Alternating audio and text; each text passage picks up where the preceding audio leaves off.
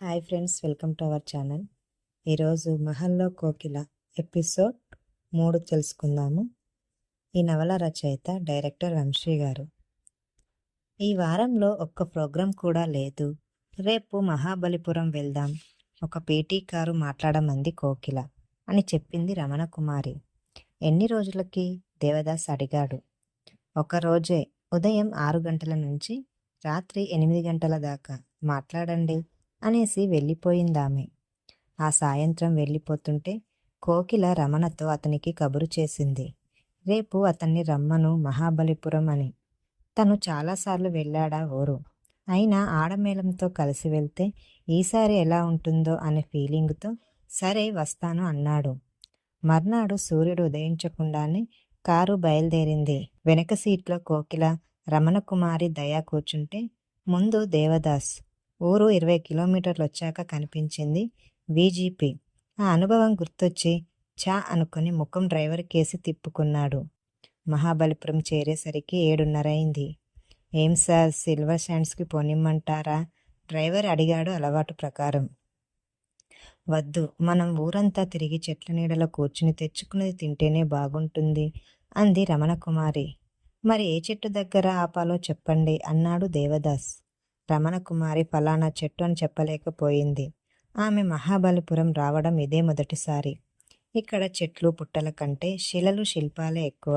ఓ పని చేద్దాం అని డ్రైవర్ వైపు చూసి, నువ్వు రాతి రథాల దగ్గరికి పోనీయవయ్యా కార్ని. ఈలోపు మేము ఎటు నుంచి చూసుకొని మధ్యాహ్నానికి అక్కడ చేరుతాం. చాలాసార్లు ఆ ఊరొచ్చి అనుభవం గడించిన దేవదాస్ అన్నాడు. కారు బస్టాండు దాటింది. ఇక్కడ ఆపేయ్, మేం దిగి నడుచుకుంటూ వెళ్తాం అని దేవదాస్ అనడంతో కారు ఆగింది. అంతా దిగారు. ముందుకెళ్ళిపోయింది కారు. గైడ్ని పెట్టుకుందామా అడిగింది రమణకుమారి. వద్దు, ఆ గైడ్కిచ్చే 5 రూపాయలు నాకిమ్మనండి కోకిల గారిని అన్నాడు దేవదాస్. అతని జోక్కి ఎవరూ నవ్వలేదు. ఇలాంటి వాళ్ళ మధ్య బ్రతకడం కొంచెం కష్టమే. అంత మూగజీవులు అనిపించింది అతనికి. ముందుకు నడిచి కొండెక్కుతుండగా ఒక గుహలాంటి చోట ఆగాడు. ఎందుకన్నట్టు చూశారు ఆగిన ముగ్గురు. అటు చూడండి, అది పాండవుల పడక గది. ద్రౌపది ఒక్కో రాత్రి ఒక్కొక్కరితో అందులో గడిపేదట అని ముగ్గురి ముఖాల్లోకి చూసి ఏ రియాక్షన్ కనబడక ముందుకు నడిచాడు. నడుస్తూ రాళ్ల మధ్య ఇమిడిపోయిన శిలల్ని శిల్పాల్ని చూస్తున్నారు. ఒకప్పుడది స్వర్గపు తోట. వసంతాలతో పాటు శిశిరాల్ని కూడా రుచి చూసిన శిల్ప సౌందర్య వయసుని, వెలుగు జిలుగుల్ని కోల్పోయి కేవలం చరిత్రగల ఛాయగా మిగిలి ఉంది. చరిత్రని గ్రంథస్థం చేయకుండా రాళ్ల మీద చెక్కించాడు పల్లవరాజు. ఓ చిన్న కొండ పైకెక్కారు. దాని పక్కనే మరో కొండ, దానికి ఆంచి ఇంకో కొండ. ఎప్పటికీ విడిచిపోని ఆత్మీయుల్లో ఒకదాన్నొకటి అంటుకుపోయి చెట్టాపట్టాలేసుకొని ఎగుడు దిగుడుగా ఉన్నాయా కొండలు. వాటిపై నుంచి చూస్తుంటే దూరంగా లోయలు, పొగల మధ్య నుంచి అస్పష్టంగా కనిపించి పచ్చని కొండల వరుస. గాలిలో చరిత్ర తాలూకు హోరు కలిసి అక్కడ సంచరించే యాత్రికుల శరీరాన్ని స్పర్శిస్తున్నాయి. అప్పుడప్పుడు ముమ్మురంగా వీచే గాలిలో 10 రాగాలు ఒకటిగా కలిసి మాలికలుగా చెవుల్లో సోకుతున్నాయి. అందరూ చేసే చిందలు, మృదంగ ధ్వనులు వాటిలో కలిసి సంగీత కచేరీ చేస్తున్నాయి.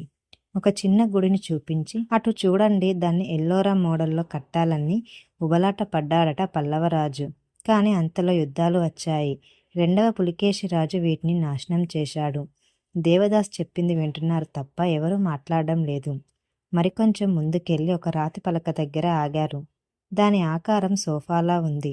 ఇది రంగనాథస్వామి శేషపాన్పు. అదిగో కనిపించేదే కృష్ణదేవరాయ మండపం.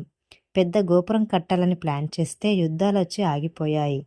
ఇంకొంచెం దూరం వెళ్ళాక మరో పలక చూపించి, ఇది పల్లవరాజు పాన్పు. శివగామిని ప్రేమించాక కొన్ని కట్టడాల విషయంలో నిర్లక్ష్యం చూపించాడా ప్రియుడు. ఆ కొండ దిగి 2వ కొండ ఎక్కాల్సి వచ్చింది.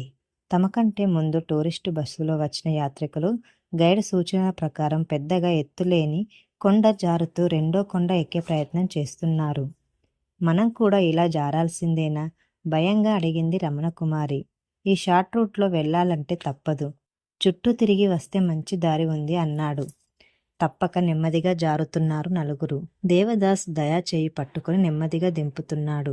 నెమ్మదిగా దిగుతున్న దయ కాలు కొంచెం జారి దేవదాసు మీద 2 చేతులు ఆనాల్చి వచ్చింది. ఆ క్షణంలో ఆమె అంది, థ్యాంక్స్ దేవదాస్, నాకు వయసైపోవచ్చింది అని. అదే క్షణంలో దేవదాస్ కేసి తీవ్రంగా చూసింది కోకిల. ఆ చూపు దయ గమనించింది గాని అతని దృష్టికి అందలేదు.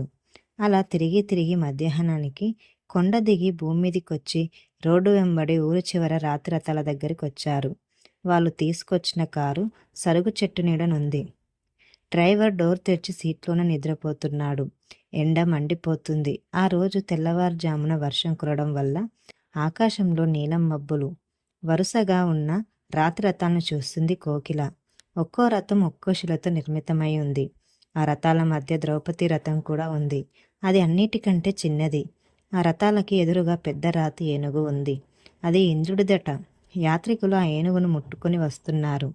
ఆ ఐరావతాన్ని ముట్టుకుంటే కోరికలు నెరవేరుతాయట. రండి అన్నాడు దేవదాస్. రమణకుమారి దయ దేవదాస్తో కలిసి వెళ్లారు. కోకిల సరుగు చెట్టు నీడలో నిలబడి రథాల్ని పరికిస్తూ రానంది.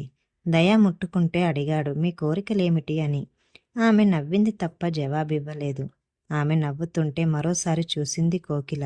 ముగ్గురు తిరిగి సరుగు చెట్టు నీడలోకి వచ్చారు.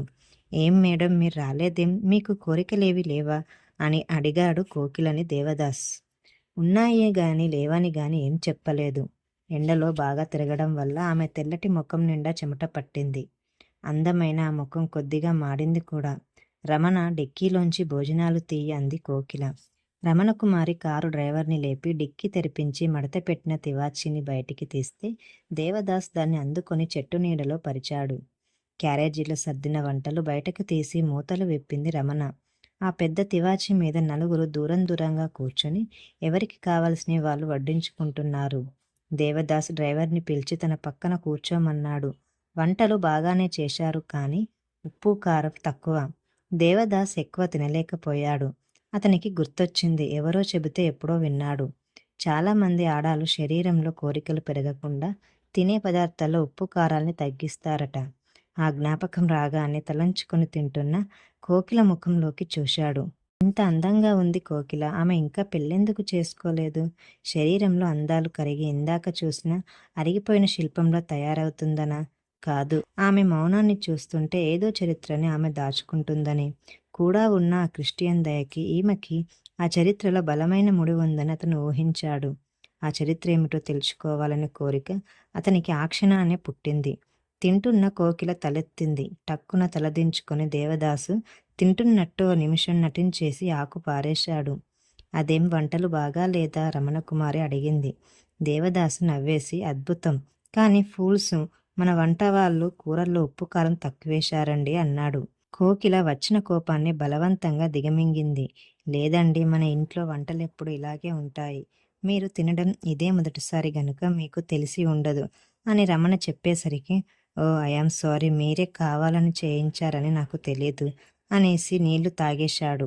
ఇతను కొంచెం అధికంగా మాట్లాడుతున్నాడు.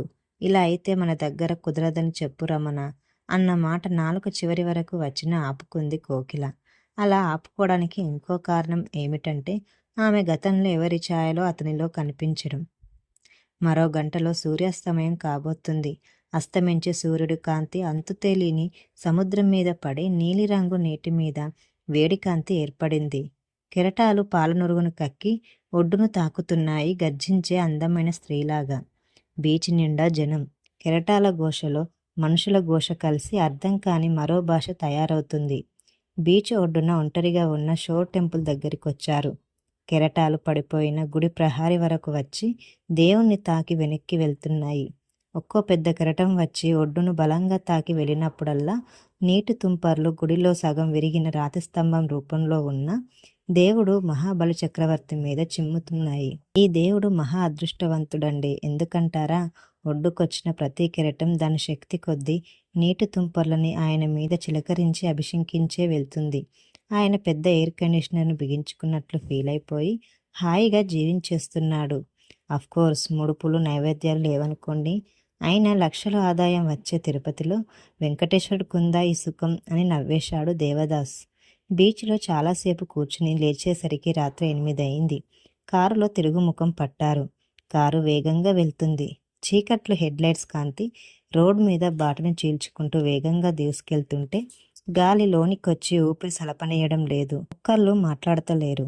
ఇలాంటి పిక్నిక్ ప్రోగ్రామ్స్లోనే గాక నిత్యం ఏదో మాట్లాడే అలవాటున్న దేవదాస్కి చాలా బోరుగా ఉంది.